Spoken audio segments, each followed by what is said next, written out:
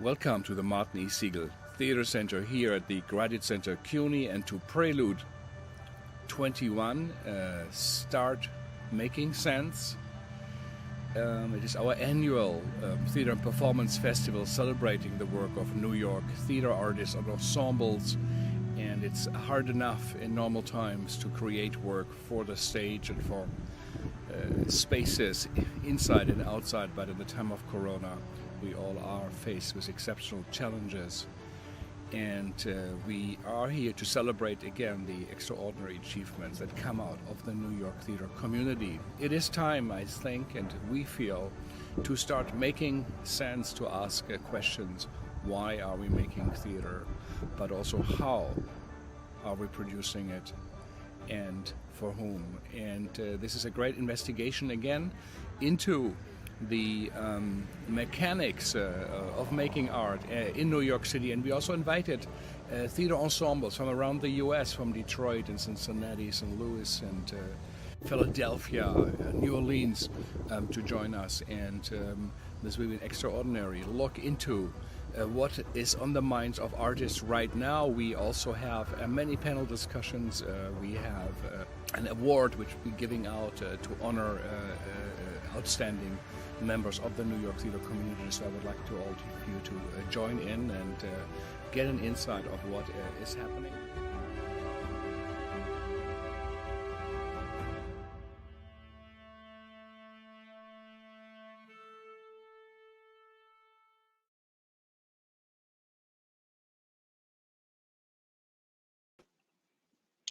Welcome. Hello, everybody. Thank you so much for being here. My name is Hillary Miller. Welcome to Then Now, Considering 1970s New York City and Performance Today. We're very excited to be here at the Prelude Festival 2021 for this panel discussion. Before I introduce our panelists, I just wanted to very quickly give a little bit of a background of the genesis of this panel and why we're here today, why we thought that this would be an exciting addition to the lineup of Prelude events. When the pause occurred, when the lockdown occurred in March of 2020, I had actually been teaching a New York City in 1970s theater class, New York City in 1970s at the Graduate Center, actually where I'm recording live from now. And it was a really uncanny experience to have COVID begin at a moment when I was studying and investigating closely theater during the 1970s with a group of students, because it was pretty quickly that I saw a lot of the similar language and a lot of the rhetoric that was occurring in articles about what was happening in the city very quickly started to sound like what we had been reading. So there were questions about whether the wealthy fleeing New York would irreparably damage the arts. There were questions about whether neighborhoods needed to just be completely rethought as things shifted. There were questions about whether tourist activity would irreparably damage the progress of the arts and the creativity of the artists living here. There were questions about whether artists could remain here. So a lot of the questions that were very quickly bubbling to the surface, at least within the arts performance community, started to sound familiar. And that was also on the very, very essential level of, can artists survive? Can they have what they need not only to make work, but also to live? So as all of this was occurring, I was also seeing more and more a kind of hearkening back to the 1970s as a potential moment of inspiration also. And it was, I think it was actually Jerry Seinfeld's article in the New York Times that he wrote. He wrote an opinion piece arguing, it was called, "So You Think New York is Dead?" And the very first paragraph of the article essentially retold the story of him moving to the city in 1976 when it was an incredibly difficult, flawed place. But he argued there was nowhere he would rather be. So in that sense, the city was positioned as kind of inspiration for, we had a moment that we could look back to for the recovery. So as I was kind of taking in all of these different notes and ideas, for why and in different ways people were essentially returning to this decade when thinking and worrying and problem solving around the city and New York and its arts. Frank Hedgeker and I were discussing this question of, is there a way to create a historical perspective on a Prelude panel that would allow us to draw some insights to contemporary performance today?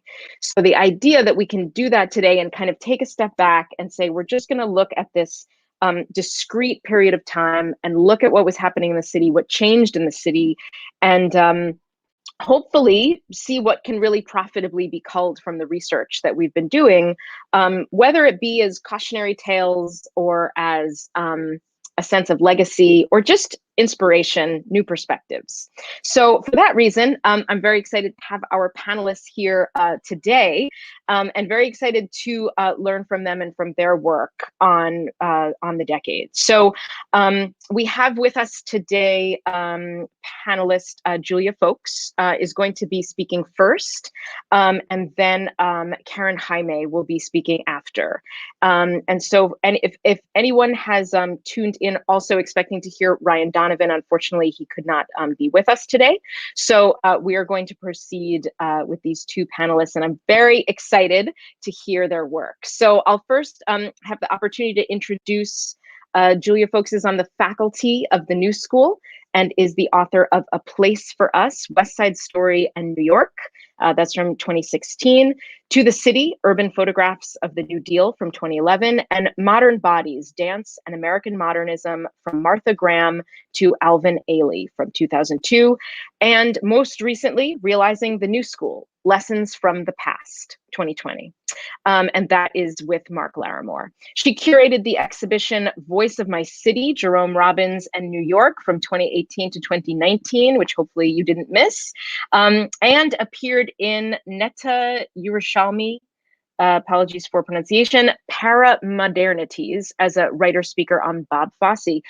Julia is a 2021-22 fellow at the Cullman Center for Scholars and Writers at the New York Public Library, and is at work on a book about the rise of New York as a capital of culture in the 20th century. And we are so excited, Julia, to have you with us today. Thank you.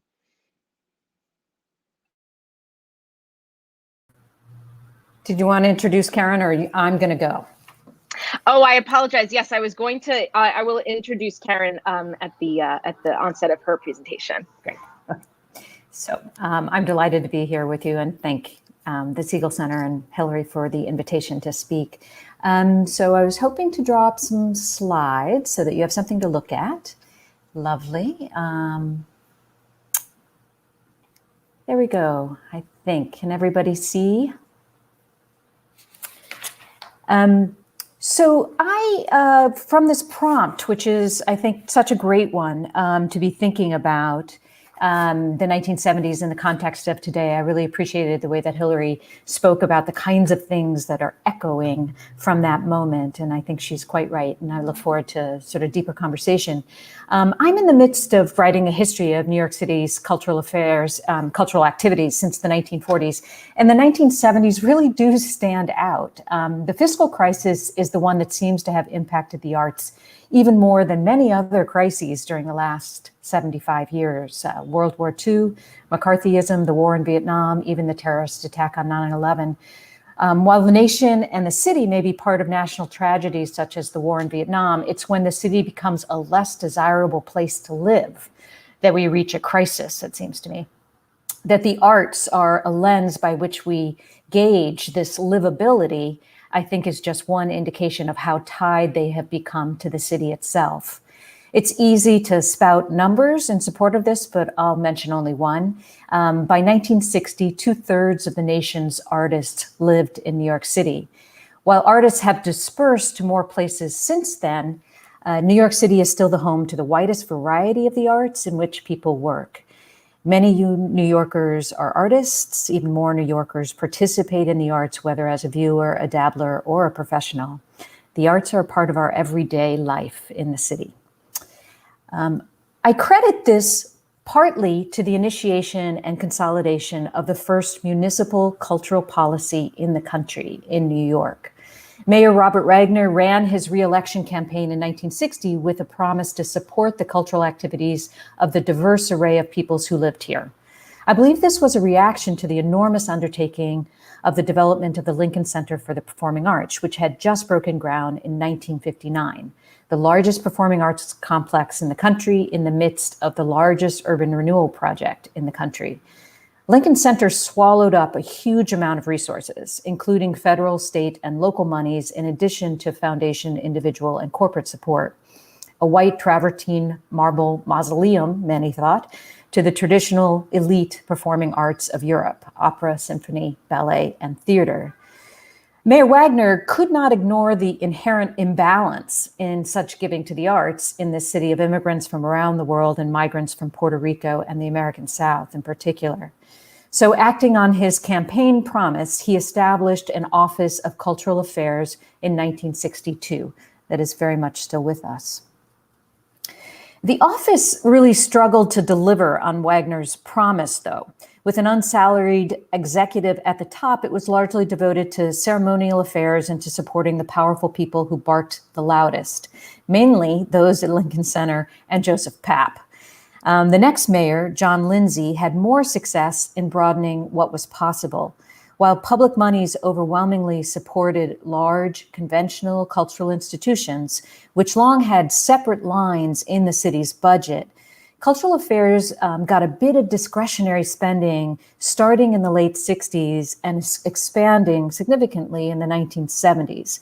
And they turned it over primarily to organizations and initiatives that moved the arts into parks, onto streets, and beyond Manhattan. This is the legacy that I want to consider in relation to our current moment, moving the arts outdoors. Small amounts of funding had real impact. The new Harlem Cultural Council created a jazzmobile led by the pianist Billy Taylor and a dancemobile led by the choreographer Elio Pomari. They were so successful that a year later, the council planned to add an opera-mobile, a drama-mobile, a science-mobile, and a puppet-mobile. None of those came into existence, an indication of the ongoing fight for any kind of funds. But both Jazzmobile and Dancemobile continued and still in revised form to this day. The idea of taking the arts to parks and streets was not new necessarily. Street theater had been around at least since the 1950s, and Papp had instituted the idea with Shakespeare in the Park by the late 50s. What was new was sanctioning the idea with city funds and initiative. Arts offered outdoors spread in the 1970s, affirming the idea and enacting the idea that the arts were everywhere.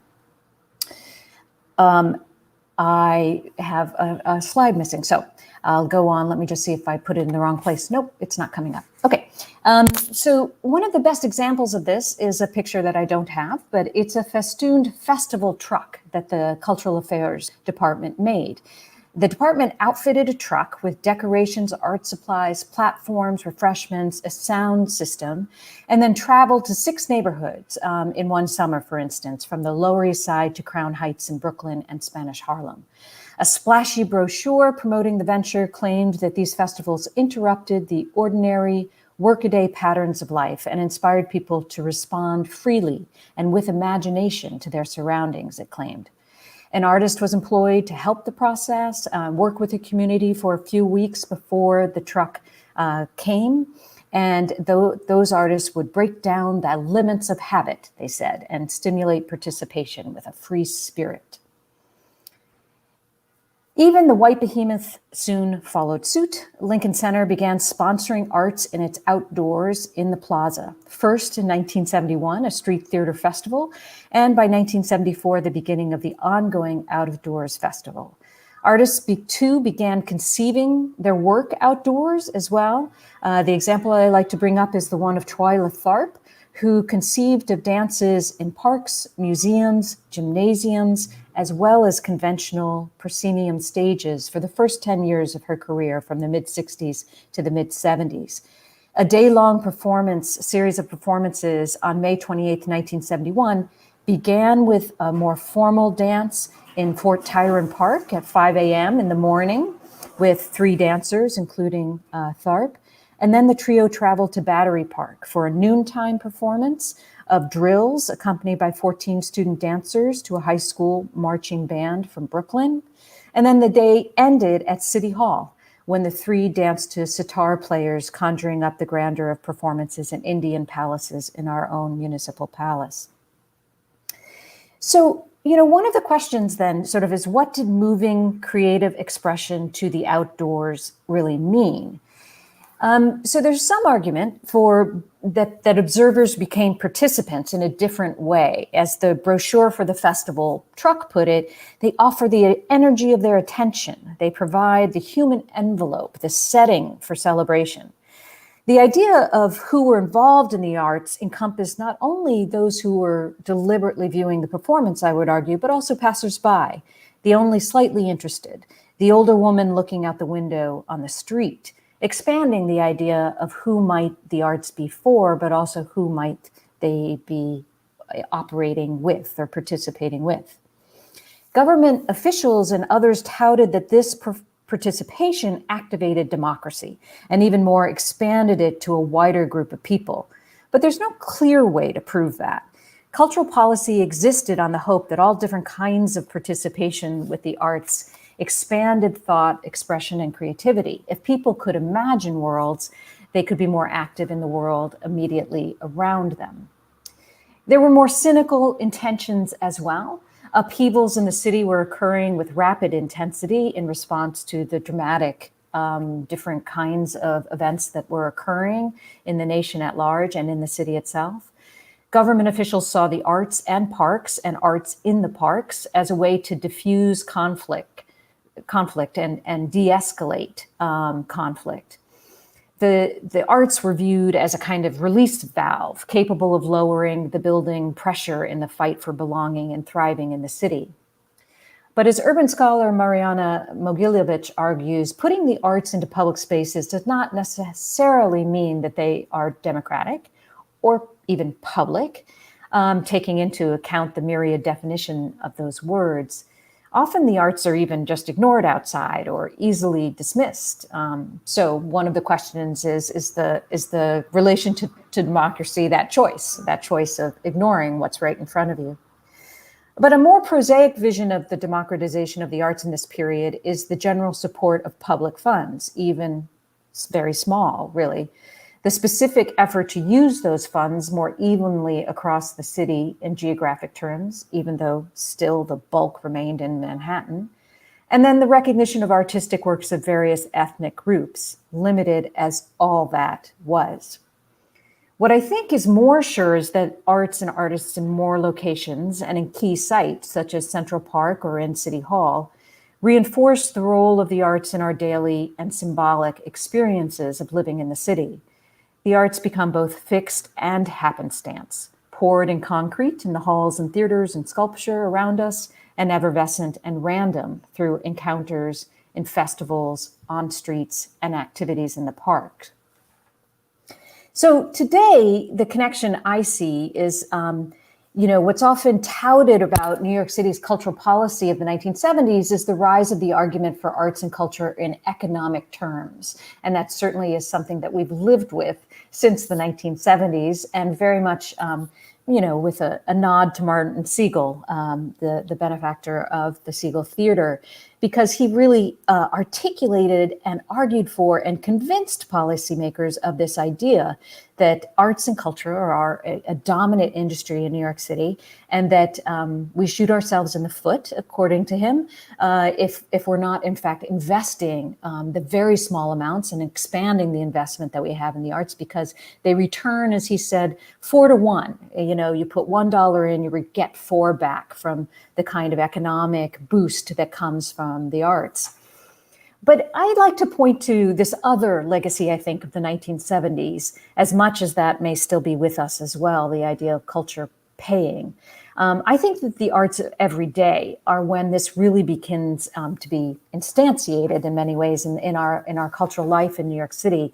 And that's another long-standing legacy, focusing, I think, attention not on visitors and tourists, as sort of the economic argument often relies upon, but on city residents. And this very much, of course, also draws tourists to New York City. Martin Siegel liked to say that people don't come to New York City to ski or to scuba dive. They come to walk. They come to witness the theater of the streets as much as that inside on the stages. So in early 2020, this was my street. This was musicians, living on the block, put up an impromptu concert right across from where I lived. And they did it for the people on the block. And then now they play regularly on the weekends on open street around the corner from me. So when the pandemic shut down theaters and indoor spaces, the streets opened up for our need and desire for creativity and expression. So for one, I think the continuation of open streets is a good thing and an attention to residents in a way that I think is important to think through the impact of the arts today, not just as to who might come to the theaters from elsewhere, but actually who lives here and participates and wants this. It's choosing to live here very much because of the theater of the streets. Thanks. Excellent. Thank you so much for that. There's so much there, and I'm excited to discuss it more after we hear from our next presenter panelist, who I'm excited to introduce, Karen Jaime, PhD, is Assistant Professor of Performing and Media Arts and Latina Studies at Cornell University. An accomplished spoken word performance artist, Karen served as the host curator for the Friday Night Poetry Slam at the world-renowned Nuyorican Poets Cafe from 2003 to 2005. And in her book, The Queer Nuyorican, Racialized Sexualities and Aesthetics in Loisaida, coming out 2021, maybe it's already out or coming out. Yes, it is. Okay, already out. Congratulations. This can double as a book celebration. She argues in it for a re-examination of the cafe as a historically queer space. Karen's poetry is included in The Best of Panic and Vivo from the East Village, Flicker and Spark, a queer anthology of spoken word and poetry, in a special issue of Sinister Wisdom, a multicultural lesbian literary and arts journal, Out Latina Lesbians, and in the anthology Latinas, Struggles and Protest in 21st Century USA. And I'm excited to introduce Karen Jaime. Thank you. Thank you so much. Let me get on to, are we able to see the PowerPoint? Yes? I won't know. I guess someone will tell me if, yeah, oh, perfect. Okay, good afternoon. I wanted to just start off and thank Frank, the Siegel Center, Hillary, Tanvi, and Jackie for all of their help with this and for the invitation. It's my pleasure to join you here today in order to discuss the legacy of the Nuyorican Poets Cafe, both as a performance space and as the site for the emergence of what I termed the Nuyorican aesthetic. For those unfamiliar with the cafe, it was founded in 1973 during the heyday of New York's Puerto Rican community's nationalist liberation movements. The name of the cafe specifically includes the term Nuyorican, initially a pejorative term that was directed at co-founders Miguel Algarín and Miguel Piñero, following a reading in Puerto Rico where, due to their usage of English rather than Spanish in their writing, they were deemed less authentically Puerto Rican. So here we see the original spelling, the negative epithet was New York Rican and Nuyorican, their appropriation of it. Algarín and Piñero reappropriate the term Nuyorican, spell it phonetically, and claim it as a form of empowerment, ultimately including it in the name of their poetry cafe located in Loisaida.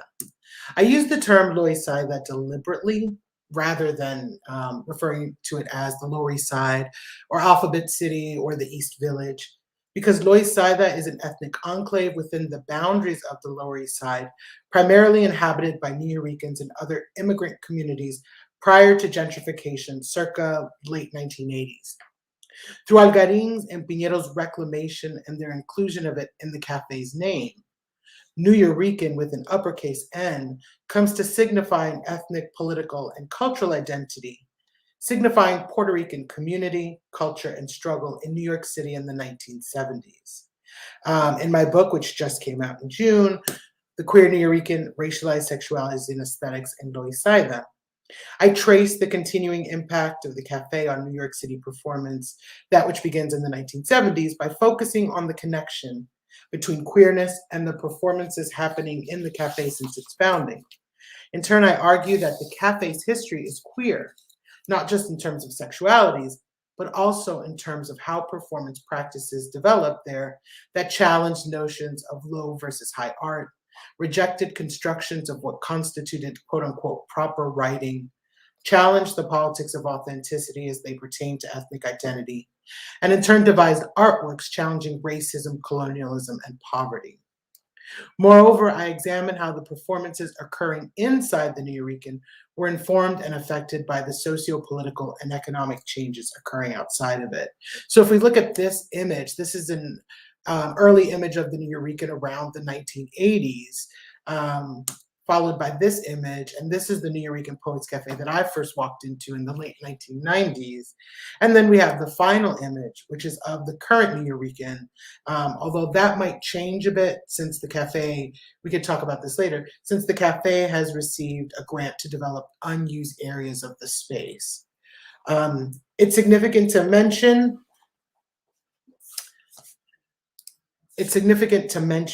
that the changes occurring outside of the cafe due to a renewed economic investment in the neighborhood, alongside the popularity of poetry slam as a performance genre, lead to a change in the people both attending and performing in the space, resulting in the space, or in the cafe rather, no longer operating as a primarily local space. So, sorry about that. For those of you that aren't familiar, Poetry Slam is a 3-round poetry competition consisting of 5 poets. The poets are judged by 5 sets of randomly selected groups of judges on a scale of 1 to 10, including decimal points. 1's the lowest score, 10 is the highest.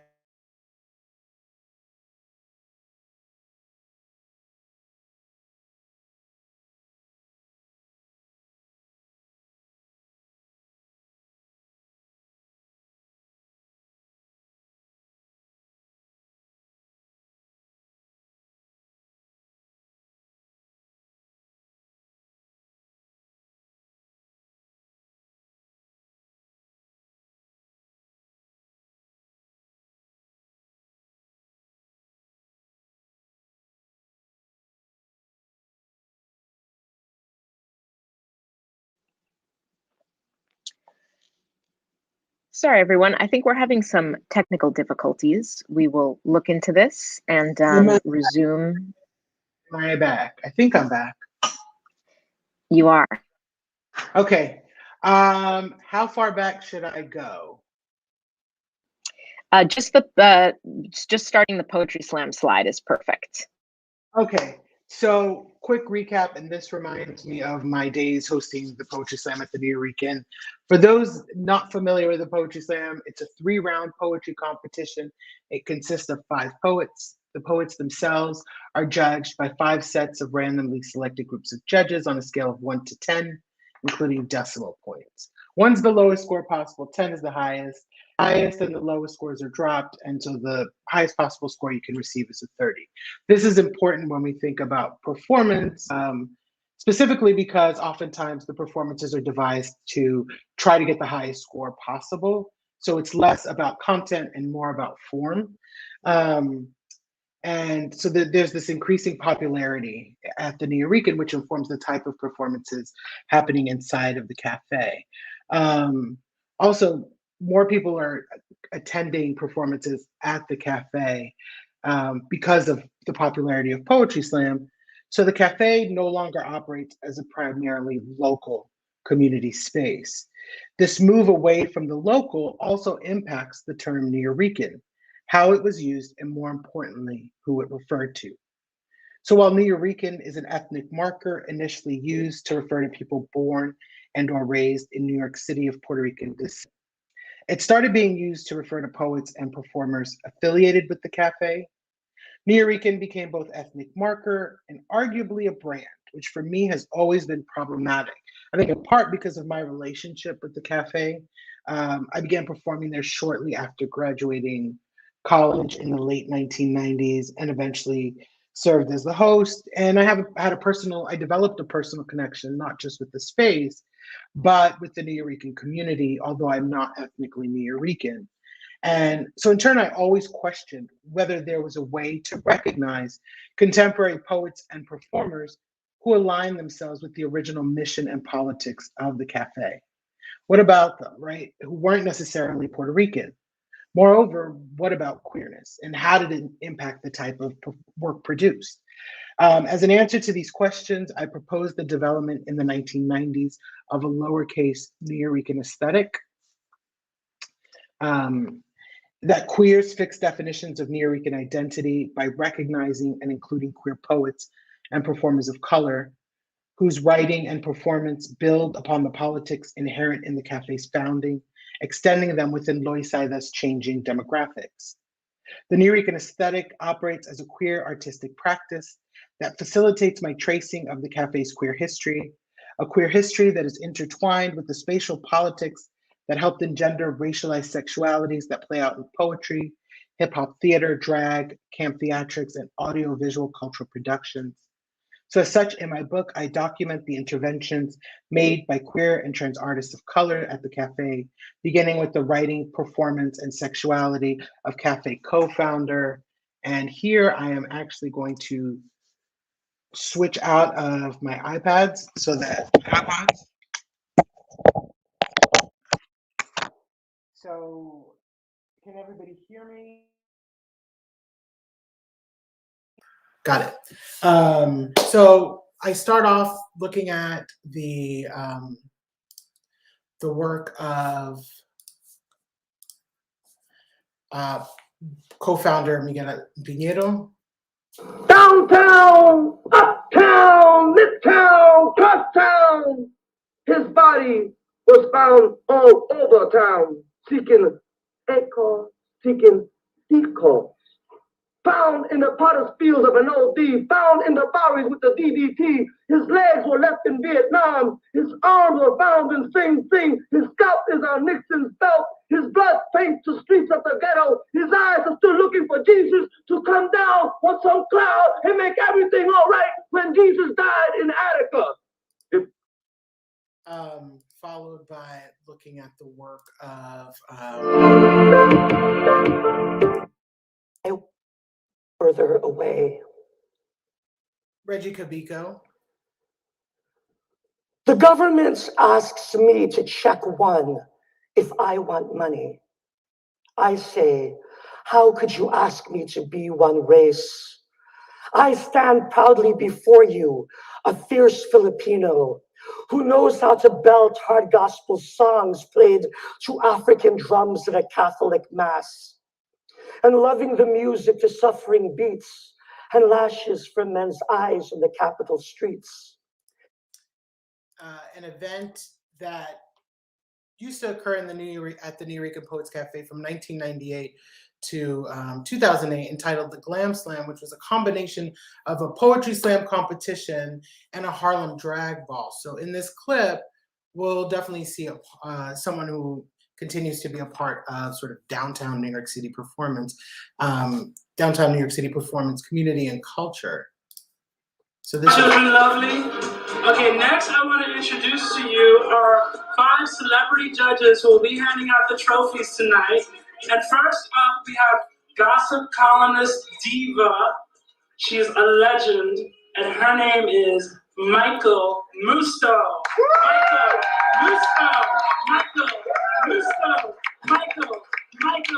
Michael Musto. And finally, the work of Black Cracker.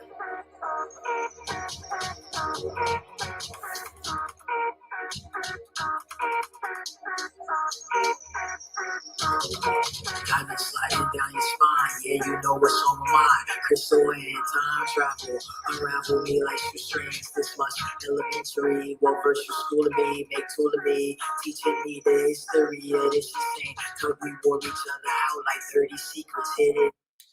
So I highlight queerness in the space and as part of the cafe's history, because in making visible queer sexuality, sexual identities, and performative strategies as present, if occluded at the cafe since its inception, I show that the changing demography and culture of Loisaida, from a predominantly immigrant, racial, minoritarian, working class space to a more gentrified white middle class neighborhood, also led to the queering of the term Nuyorican, with the shift in the populace of Loisaida represented in the aesthetic practices that then emerged at the cafe. Yet the aesthetic used by these poets no longer functions as culturally specific. It now refers to a diasporic performance modality with the cafe as its physical home space or symbolic site of origin. This then becomes the enduring legacy of the Nuyorican Poets Cafe, specifically how its history as a performance space that is historically grounded continues to inform contemporary performance practices. Thank you very much. Excellent. Thank you. Yay. Thank you so much. That was wonderful. So I think that there are a lot of different directions we can go in. I will throw out one thing that is bubbling to the surface for me, and where we can just grab hold of it or move on to something else. One thing, Karen, you brought up the local, which was, I know, threaded through Julia's discussion as well. And it's something that I would love to be able to hear you both talk a little bit more about, this relationship between local neighborhoods and their institutions. And if we're able to also think a little bit about the work that's happening also then on the stage. So as an example could be, I was thinking about an institution like the Brooklyn Academy of Music, BAM, during the 1970s, and how much it was, at least in my understanding, really doing a little bit of everything, trying to expand its mission as a kind of stage for the neighborhood, even though it was also at this very same time involved in a lot of initiatives that now, as we look back on it, seems to have been also a driver of gentrification in the area.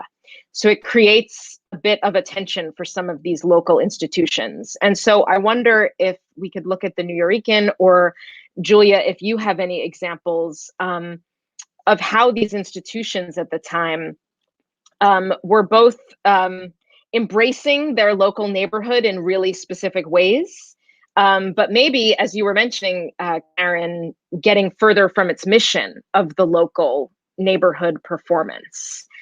So I'm interested in just any of these contradictions of the local and the space that might be coming out of the discussion. Yes, yeah, please. Thank you so much. That's a great question. So I'm trying to wrap my head around it. So this is going to be like stream of consciousness thought answer process.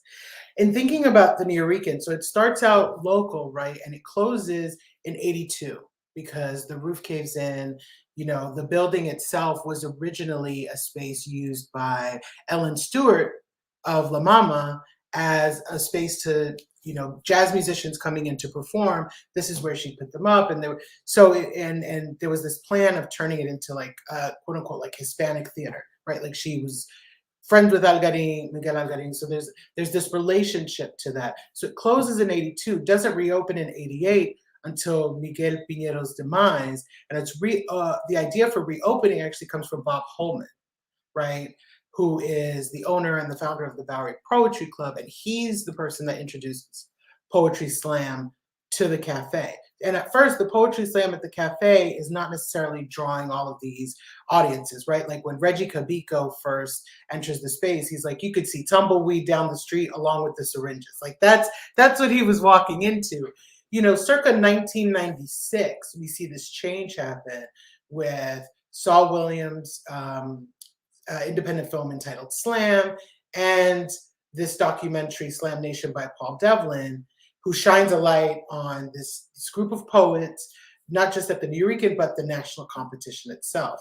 And that team from the Nuyorican included not just Saul Williams, but, and he recently just passed away, Craig Mums Grant, actor who was part of Labyrinth Theater, who was on the television show Oz, was on, I can't remember the other show, but so you have this, this increased focus on the Nuyorican, and it's like, oh, this poetry slam thing could actually lead to me having a career doing something else. And as actors, right, specifically, we think of someone like Bosia also. So you see this legacy, this interest bubbling up. So all of a sudden, people from outside of the community are attending. There are other events occurring at the cafe that people from the community continue to attend, but now there's different money coming in. There's a different community that's interacting with it. You have the proximity of NYU and NYU students making that a place to go on Friday nights, and then buying up of real estate, pushing people out. All of a sudden, the cafe becomes this site of sort of, yes, it was this countercultural history, but it's also this cool place that if I go, then I'm part of that.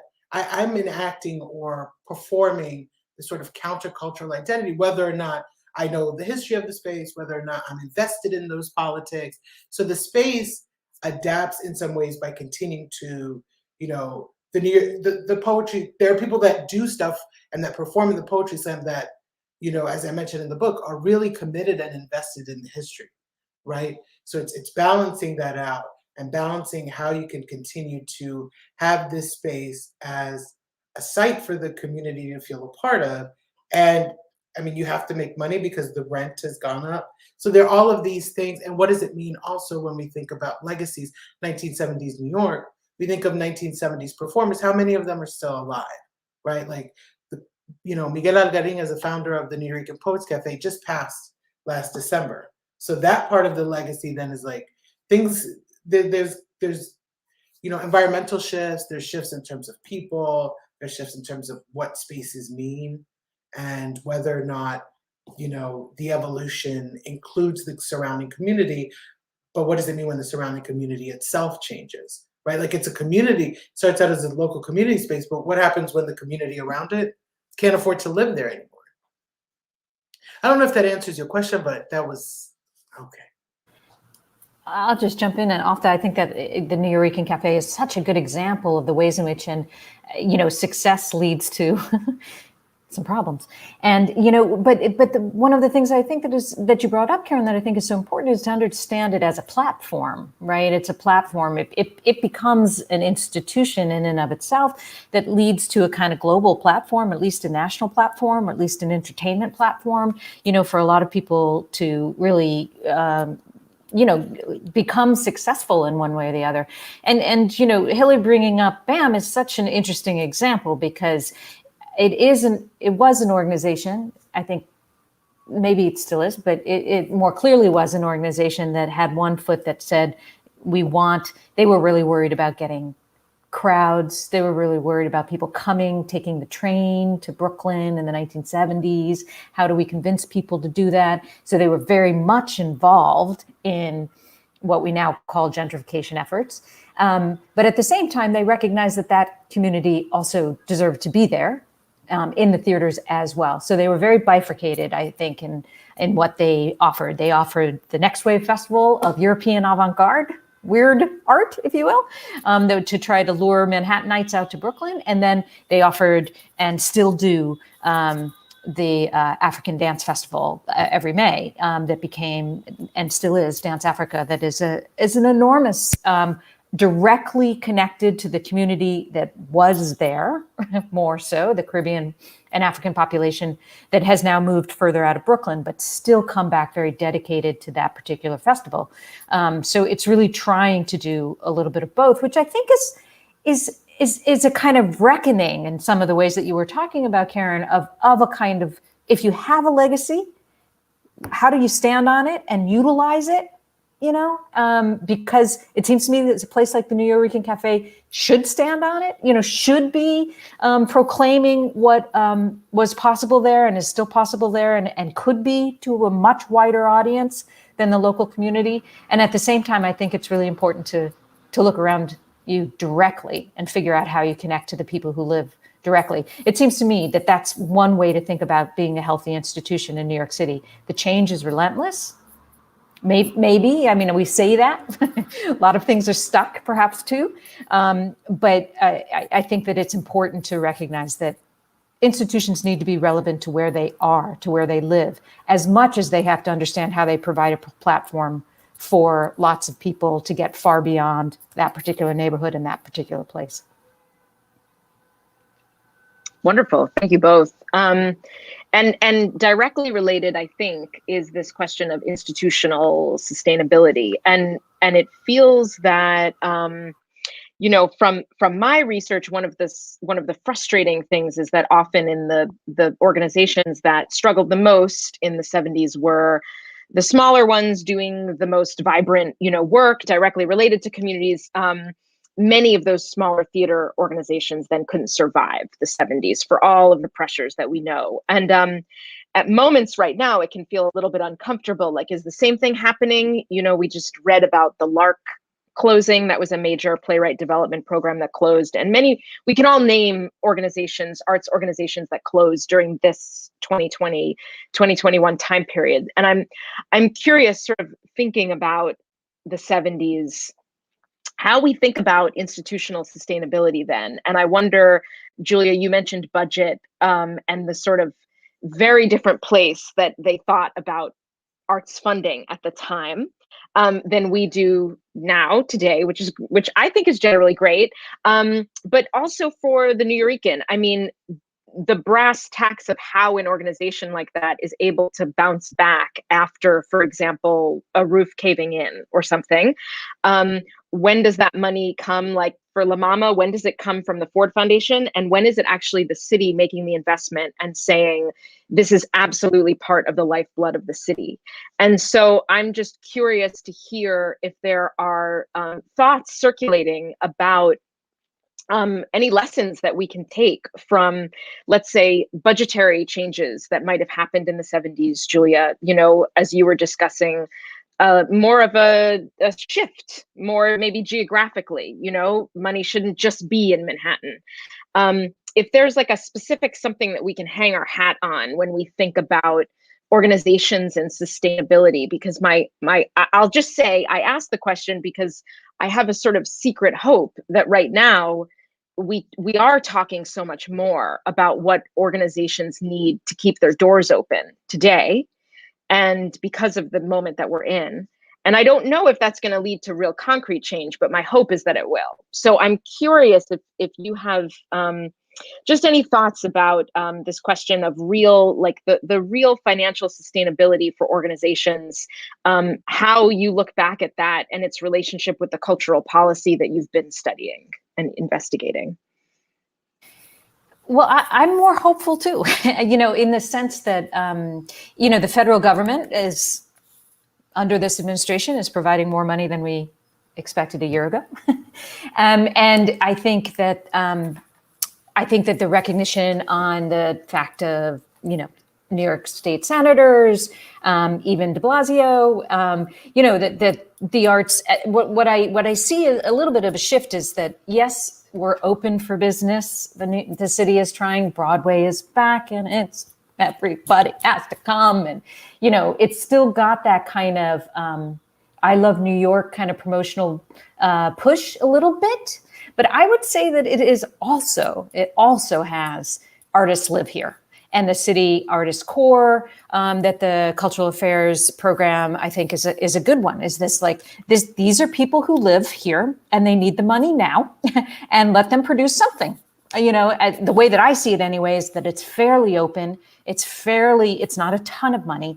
But the other thing, and I know that this comes up in your work too, Hillary, is that the other thing that I like to point out about the 1970s is Manhattan Plaza, which is subsidized housing for artists, for theater artists in particular, and that opened in the mid-70s, Section 8 housing. If we could just figure out how to house people, the wide variety of people that are being priced out just because they don't happen to have a lot of money, or they are not in a field that gives them a lot of money in terms of their income.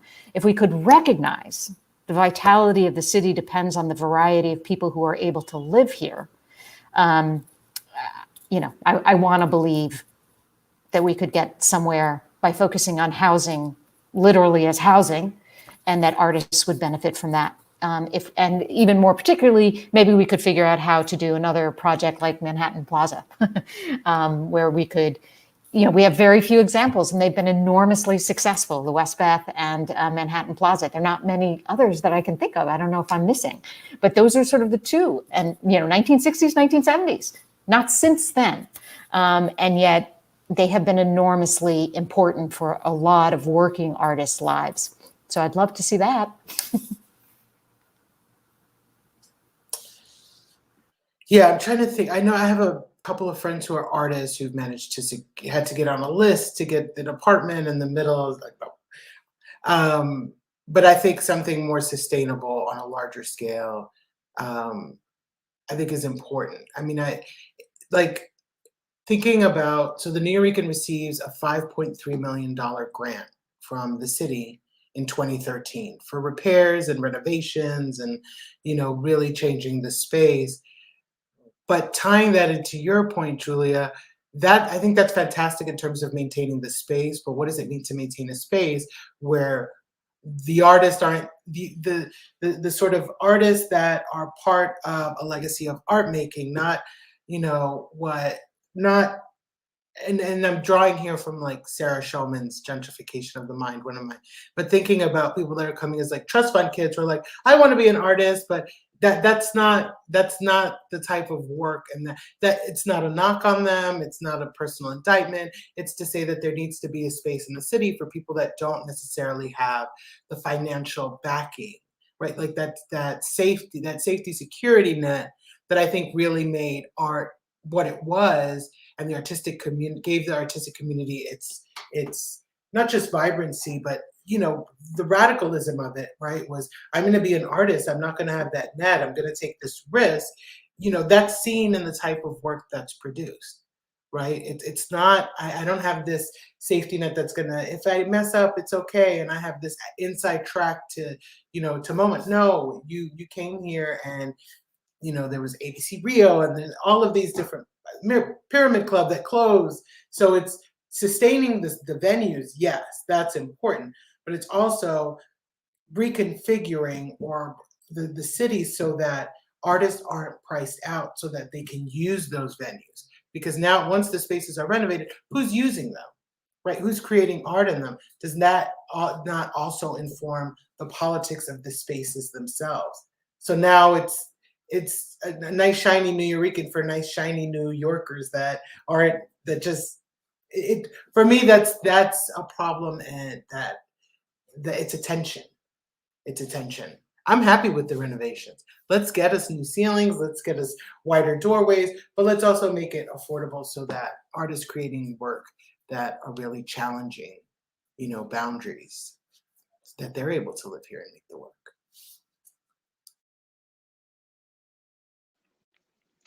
Yeah, that's a great example of what I was asking about in terms of allocation of funds and what we're supporting. And, it also reminds me, there was a sort of period where it felt like every week there was another opinion piece, like about a year ago, about using the WPA arts programs as sort of inspiration for right now, which I think is wonderful. Like, I find many of those programs very inspiring too. But I know a number of people who are looking at the CETA funding, CETA. I think that's how you say the acronyms, or maybe you say CETA. I don't hear it out loud a lot. But there have been CETA, but you're absolutely right. That's a great example. CETA, yeah.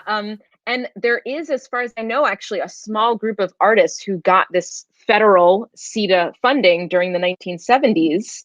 And this was a bipartisan, essentially a jobs training bill that I don't have the exact statistics in front of me, so I don't want to say the numbers, but employed thousands of artists across the country. And in the 70s, and what it did very differently was that it actually paid not the organizations themselves. So rather than employing the artist directly, it paid the organizations to hire the artists. And there's something in that model that is very powerful for what you were just mentioning, Karen, because it then filtered onto the stage. So there were a couple, for example, La Mama had quite a bit of CETA funding and did one of its projects was an enormous Faust. that pulled from the neighborhood in order to cast this incredible Faust production, and just employed a ton of people through it. So I'm excited about the sort of push, since there are still, again, to your point, Karen, about these legacies and losing legacies, there are still a number of people who are saying, during the 1970s, I had no money except for CETA. And that is actually what we should more look back to. It's in our more recent history than perhaps a maybe slightly romanticized picture of what was possible, during the WPA funding. So for me, that kind of a question leads to something that I wanted to ask you both about, which is if there are any, I guess I'm not exactly sure how to ask this, but maybe I'll explain it through what I've been experiencing, which is that are there any sort of blind spots in your own research that you're now looking back, now it feels 2021, that you're saying, I want to do things a little differently? And for me, one of the examples is something like the CETA funding, where I was researching the 70s. I saw that this was happening. I was more interested in the local level. I didn't go quite deep into it. And now I'm realizing that I was so caught up in thinking about institutions, I often forgot about the survival of individual artists. And I have had so many reminders in the years since that work that I ignored a pretty fundamental piece, which was like working conditions of artists, how they're going to work. I was so caught up in looking at institutional dynamics. And that for me now, having gotten through this period and seeing how many artists have left the city and all of just the very particular needs to sustain an arts ecosystem, how often I lost sight of the individual in my own research. And that's something that I'm thinking a lot about these days. And I'm just wondering if for both of you, you have any thoughts about how this time period has maybe changed, whether it's practices or methods or things you want to look at, or maybe it's changed aspects of the way you look at subjects that you have studied. I'm just curious about that.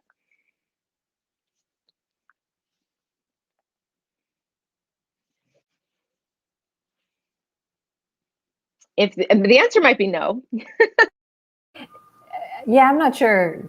So Karen, cut me off if you have something particular, because it does. I'm struggling. I'm right there with you. I'm right there with you. I was hoping you'd save me. Well, I'll bumble for a while, for a bit, and you can come up with something.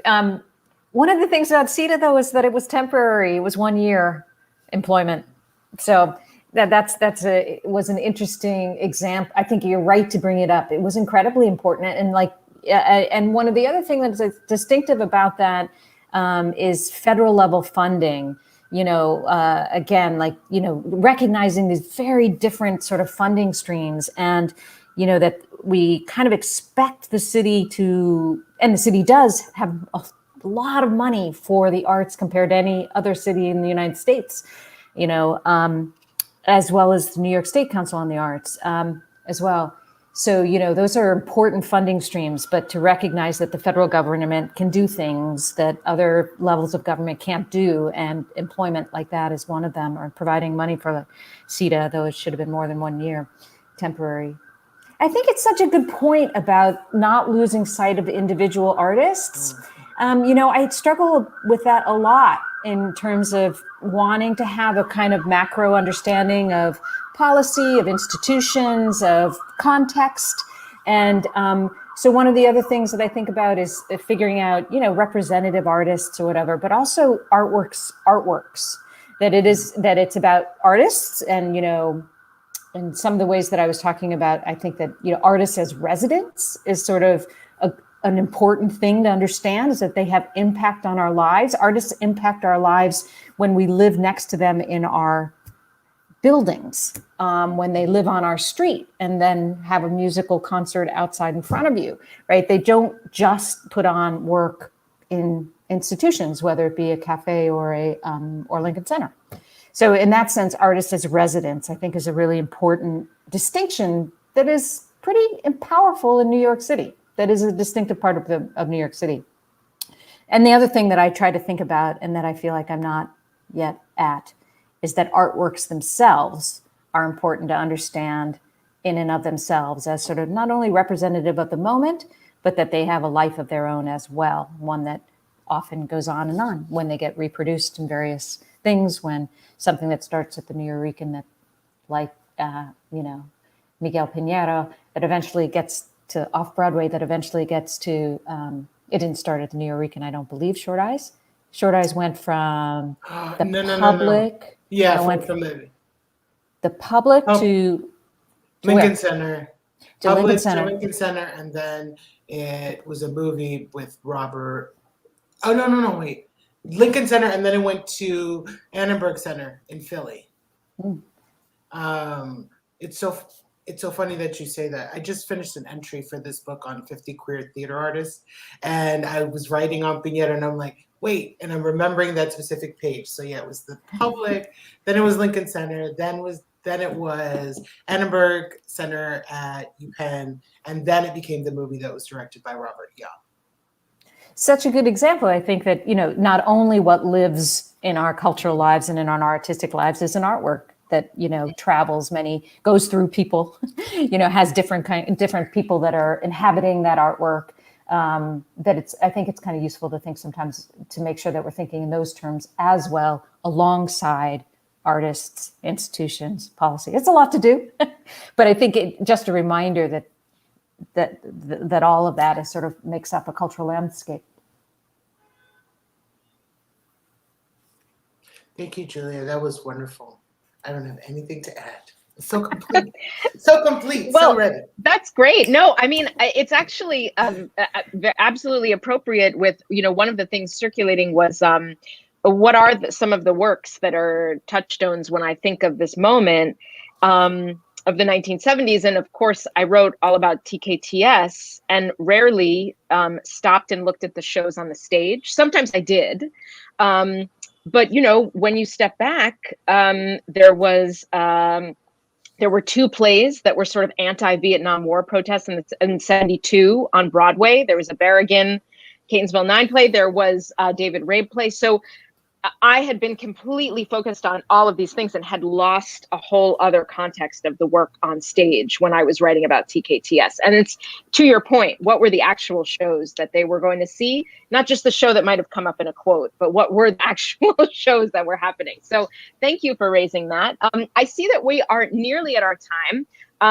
We are basically at our time. So mostly I just wanted to end off and thank everybody for coming. I wanted to make sure though, if there were just any last thoughts that people wanted to get out about the topics. One of the things that I just wanted to sort of highlight by bringing up the idea of the condition of artists is I was at an event where somebody mentioned that there was a big reopening event that was created by the state government just about, let's say, I think it was a couple of months ago, and they had expected the artists to work for free because it was an exciting reopening New York event.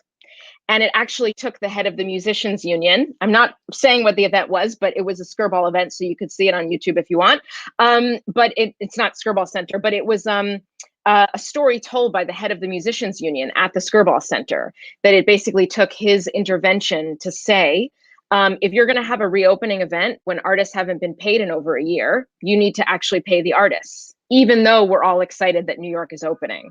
So for me, that's the reason why I keep remembering to sort of recenter the artists, because even when we are moving forward, we're not always, of course, thinking about that livelihood, because we're thinking of so many other things. So that's why I brought it up. Just a final note to give people a couple of words to end on before we close. People have come up through the through both of your discussions, whether it's Ellen Stewart or Joseph Papp. I wonder if, just as kind of a final note, is there a figure whose legacy we might sort of end the session with, end the session thinking about? And that could be a particular aspect of Algarin's work. It could be something about Holman. I'm not sure. But just in the spirit of thinking about this sort of individual push of the artists that we are investigating, is there anyone who comes to mind from our discussion today? I would be very curious to hear what we would sort of end off on for that. Well, I'll just mention, and it gets to the point of an artwork. I'm trying to think through a dance piece by Twyla Tharp called Deuce Coupe. And it was performed first in 1973. It's and reimagined fairly shortly thereafter. But it was, to the music of the Beach Boys. It was the first time that and it was on stage, originally performed in Chicago, but then in City Center. And she has live graffiti artists behind her, behind the dancers. And that fascinates me, that juxtaposition that, there's a visual art going on behind the dancers. She did away with that in about 1975, not having live graffiti artists anymore.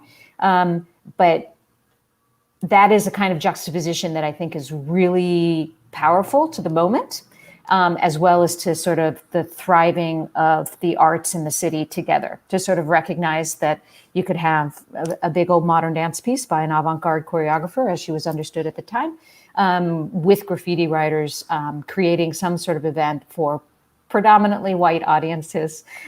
What the heck is going on there? So something like that sort of encapsulates the moment a bit for me. I think for me, you mentioned Algarin, and before his passing, I went to visit him. He was living in a facility, nursing home on East 105th, and just this conversation, and he's asking me, oh, what are you writing? What are you working on? And was like, you know what I was thinking? I think we need to start a writing workshop. Like, let's do a poetry workshop with people here and like other folk. And for me, it's this enduring legacy that artists are always artists wherever they are, right? Like, he's from a particular moment where it's about the art, where it's about the word, where it's about creating, right? He wasn't thinking like, how much money can I make, through this writing workshop? It was like, oh, we need art in this moment. And it doesn't matter if you're living in a nursing home, but everybody has a story to tell, right? And artists have stories that they're trying to tell. How do they tell them? And how are they able to tell them in a space, in New York City, where the cost of living is making it almost prohibitive for them to do that without thinking about the bottom line. This is not to say that I don't think that artists should get paid. I'm also an artist, and it's always like, well, but why can't you do? You're getting money from an event, you should always pay the artist, right? Like, this is work, there's labor involved in that. But this is, for me, that moment was, it doesn't matter how old he got, how sick he was, it was about creating art, right? And opening up opportunities for other people to also have their voices heard. Even if it was for like 5 people sitting inside of the cafeteria of a nursing home, it was, let's utilize art to share. Right. So that for me is thinking about like a legacy of New York City and of performance starting in the 70s. Yeah, that's beautiful. And thank you for that. The person that I was thinking about actually goes right along with that, which is Douglas Turner Ward, who very recently passed away, the head of the Negro Ensemble Company. In 1973, when he had a hit show that was being able to transfer to Broadway called The River Niger, refused to participate in TKTS when it was in its earliest years, in part because he said, my audiences don't want the cheap seats, so don't try to put them off on my audiences. They deserve the best seats. And I think it's such a great example of an artist who is saying, this innovative project just might not work for the art I'm trying to make and the audiences I'm making it for. And similarly, to the point that you just made, Karen, he also knew that it wouldn't help his company be more sustainable. It wouldn't financially allow them to make more work and keep making the work that they really cared about. And that was the person who just came to mind as you were telling that beautiful story. So thank you for that. And thanks to both of you for sharing your knowledge, your research with us today. This was fantastic. I learned a lot, and I just appreciate your time. And thanks especially to everyone at the Siegel Center who made this possible, to Tanvi and to Jackie and to Andy and to Frank. It's just great to be able to have this conversation in this setting and with all of you. And we hope you enjoyed it, and we hope you'll be back for the final Prelude events as well.